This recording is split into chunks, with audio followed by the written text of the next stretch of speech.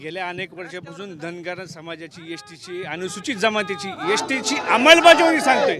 आपल्या माध्यमातून कृपया आपल्याला माध्यमाला बी सांगू इच्छितो, धनगर समाज हा अनुसूचीमध्ये समाविष्ट आहे, परंतु ह्या सरकारने जाणून बुजून एक खुटी मारलेली धनगर आणि धनगर. त्याच्यामुळं धनगर समाजाला गेल्या 75 वर्षापासून हे धनगर समाज आरक्षणापासून वंचित आहे.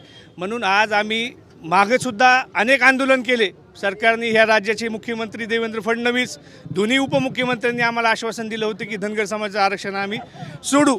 त्या ठिकाणी त्यांनी समितीही नेमली, पण समितीच्या माध्यमातून आता भी कुठलाही अहवाल त्या ठिकाणी आलेला नाही. म्हणून या सरकारचा निषेध करण्यासाठी हे आम्ही आंदोलन करीत आहोत.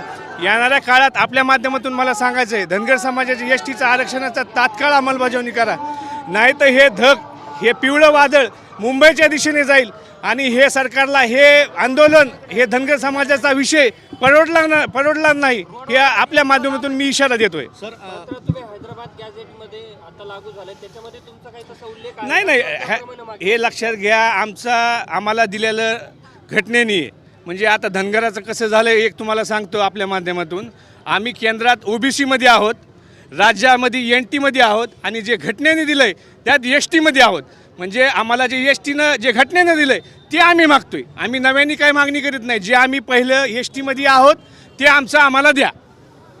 एकंदरीत असं पाहायला गेलं तर मुख्यमंत्री म्हणतात की माझा DNA OBC आहे. मग धनगर समाज एवढा मोठा समाज जर ओबीसीतून ST मध्ये गेला तर कुठेतरी OBC समाज कमकुवत पडेल आणि त्यांचं राजकारण करण्याचा जो हेतू आहे तो कुठेतरी फेल ठरू शकतो का? नाही, हे बघा, राज्याचे देवेंद्र फडणवीस यांनी OBC साठी बऱ्याच योजना आणल्यात, परंतु माझं त्यांना कळकळीची विनंती आपल्या माध्यमातून, देवेंद्र भाऊंनी 2000 तुमच्या बारामतीमध्ये येऊन सांगितलं होतं की धनगराला आम्ही पहिल्या कॅबिनेटमध्ये आरक्षण देऊ, परंतु आज त्यांचे 10 वर्ष म्हणजे मला वाटतं दुसरं 11 वर्ष तरी देखील धनगर समाजाचा प्रश्न मार्गी लागणार नाही.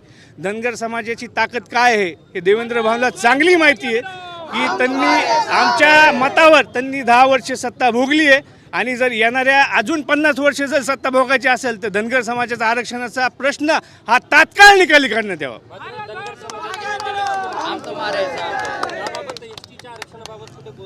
नाही, मी तेच सांगतो ना तुम्हाला, मी कुणावर टीका करणार नाही, पण आपल्या माध्यमातून एवढं नक्कीच सांगेल की आमच्या धनगराचं कसं झालंय, आम्ही केंद्रात OBC मध्ये, राज्यात NT मध्ये आणि जे संविधानाने दिलंय ते ST मध्ये.